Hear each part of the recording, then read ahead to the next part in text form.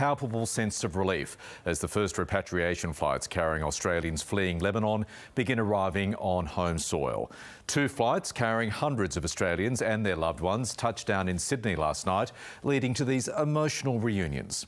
But those who made it out still fear for their friends and family still in Lebanon as Israel's bombardment of Beirut and the country's south continues. It comes amid vigils to remember the victims of the Hamas terror attacks on October 7 last year, as well as the war in Gaza. We'll get the latest from the Middle East in a moment, but first to our reporters in Sydney and Melbourne. Victoria, let's go to you first there at Sydney Airport. Tell us about the repatriation flights last night. I imagine people were just so emotional to get down on home soil. Morning, Bridget, that's right. Look, there were really emotional scenes here last night. Lots of hugging, crying and cheering from the small crowd that had gathered here. There was both a sense of anxiety and also relief. Family members had been watching on what's happened in Lebanon in recent weeks, and they said that they couldn't quite breathe that sigh of relief until that first flight landed at around 7:30 last night. Now, it was a Qantas flight. It had departed from Larnaca in Cyprus. It was carrying about 300 passengers. A second flight landed late last night, and more flights are expected to land today and tomorrow as well. Look, passengers we spoke to said that they were really grateful to the federal government for its support. They said it had been really tense in Lebanon in recent days and flights had been cancelled. There was a feeling of unease, but at the end of the day, they were just thankful to be on home soil. Now, some people have been living in Lebanon, people who were repatriated, but others had actually been on holiday, and unfortunately the timing wasn't too great. Here's what one passenger had to say. The Australian government done for us, no one in the world will do. The best. I was in resort in holiday, and I'm really proud, honest to God, I'm proud to be from this country. Our rooms have been bombed. No more neighbors, no more... Can you just imagine it for a second? And I never knew the importance of having this passport until today. Now, around 1,200 Australians have been repatriated on those government flights. The federal government says it's considering organising more flights, but it is a really big logistical and security challenge for them. They do need to get those passengers from Lebanon to Cyprus before they can come to Australia. Nearly 4,000 Australians have registered their interest for more flights, and the government is prioritising vulnerable passengers. But they do point out that the international airport in Beirut does remain open despite some flight cancellations. So as people continue to arrive today and in coming days, there's still a growing sense of fear for those who are being left behind. Bridget? Absolutely, Vic. And Steph, to you, so many Australians distressed by what's happening overseas. So solemn vigils were held around the nation last night. Good morning, Bridget. Yes, some really sad commemorations around the country to mark the 1-year anniversary of the Hamas terror attacks in Israel on October 7 last year. That, according to Israeli figures, killed around 1,200 people.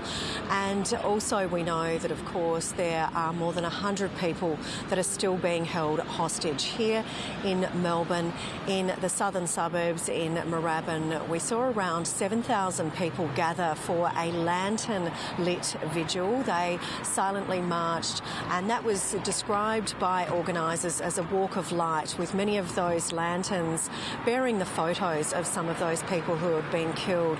Among the state and federal political leaders was Prime Minister Anthony Albanese, and over in Sydney we saw around 10,000 people attend a vigil that overlooked the ocean, and attending that was the opposition leader Peter Dutton, as well as the New South Wales Premier Chris Minns, who said that this terror attack showed that anti-Semitism wasn't confined to history, and also the Federal Health Minister Mark Butler, who had some pretty strong words to say about Israel's right to defend itself. Let's listen to what he said.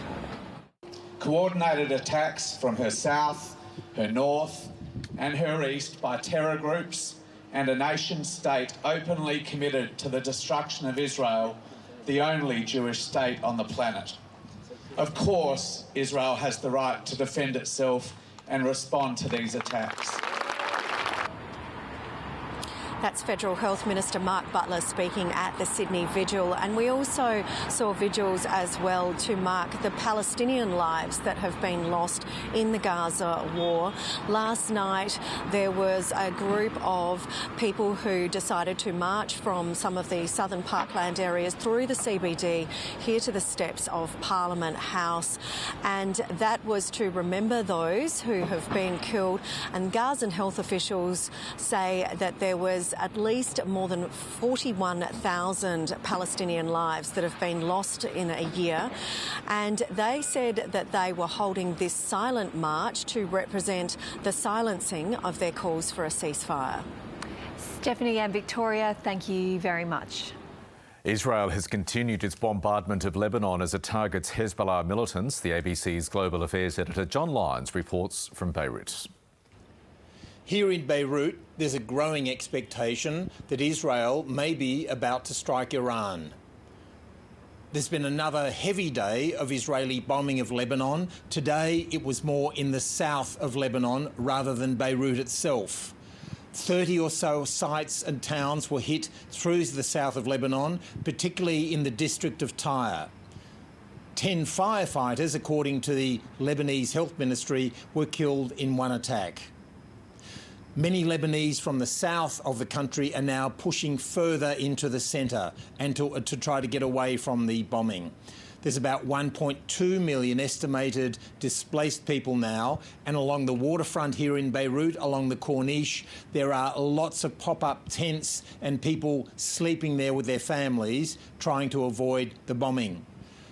In the southern suburb of Dahia in Beirut behind me, which is a Hezbollah stronghold, there's been heavy days of bombing, and much of that suburb has been reduced to rubble. Hezbollah is engaging with Israeli troops along the border with Israel, and it's uncertain exactly how that war is going. Clearly, Israel has aerial supremacy with both jets and drones.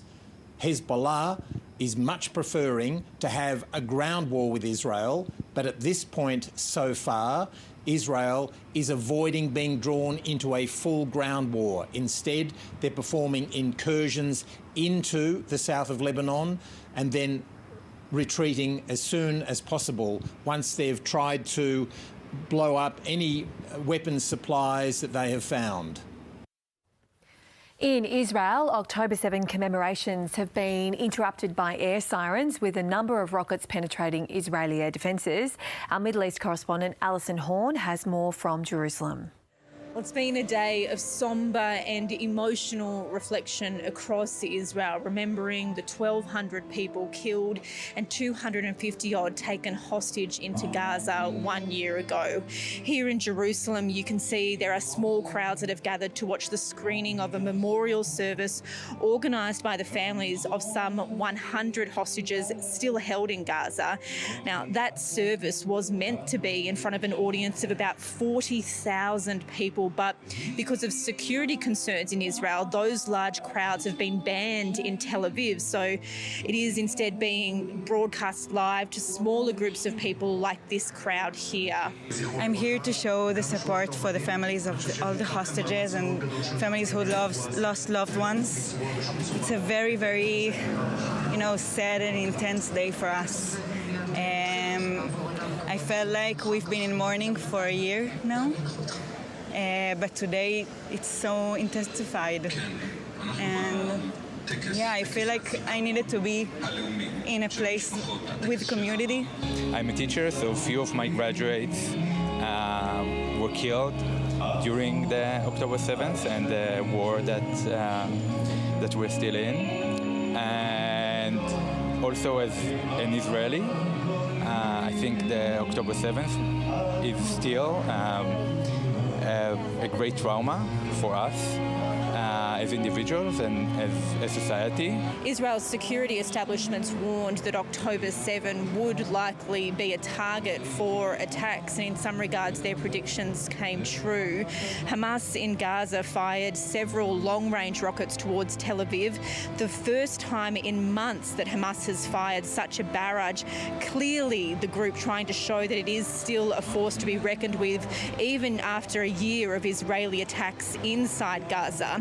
But it's also brought back some painful memories for so many Israelis of the Hamas rocket attacks that rained down just 1 year ago. Yemen also fired a surface-to-surface missile at Tel Aviv, sending people running for shelter on this day of mourning. Inside Gaza, Israel's aerial and ground assault has intensified again on the 1-year anniversary of the war starting there.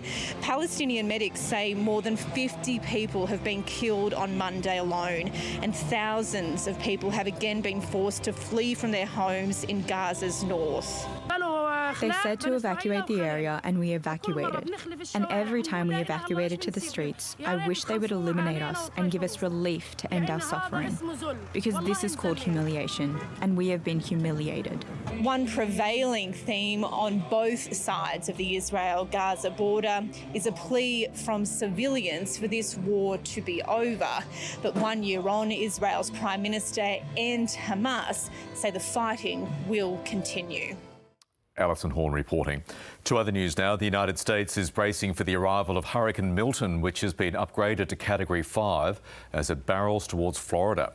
The storm is packing winds of 250 kilometres per hour as it heads for the Tampa Bay area. It could spark Florida's biggest evacuation efforts in years as the US continues to struggle from last month's deadly Hurricane Helene. Scientists say New Zealand needs to act quickly to limit any environmental damage to Samoa from the sinking of one of its naval ships. The Manawanui ran aground on the weekend, catching fire and sinking. Crew from the stricken ship made it ashore safely, as attention now turns to the salvage operation. National security leaders are warning Australia is not prepared to cope with the escalating threats of climate change. A new report out today by the Australian Security Leaders Climate Group says the government's ability to respond to climate disasters is likely to be overwhelmed in the future. The group is urging the government to make faster cuts to emissions and to establish a new early warning system for climate disasters. To Queensland's election campaign, and the state's opposition leader is in Cairns today, where he's spruiking the LNP's $590 million health services plan. David Crisafulli has committed to reducing ambulance ramping below 30% by the end of his first term, if elected. Premier Stephen Miles will begin the day in Brisbane, having promised to add more than 3,000 more beds to Queensland hospitals if he's re-elected. A 13-year-old girl has been arrested over a fire at a school north of Geelong. Fire crews were first called to the Northern Bay College in Corio just after midnight. Police say part of the campus has been damaged in the blaze. And some breaking news. Oasis has announced dates for Sydney and Melbourne, Michael, as part of their massive reunion tour, global tour. They're going to headline shows at Melbourne's Marvel Stadium on October the 31st next year and a core stadium in Sydney on November the 7th. That's very exciting. Massive news for Australian Oasis.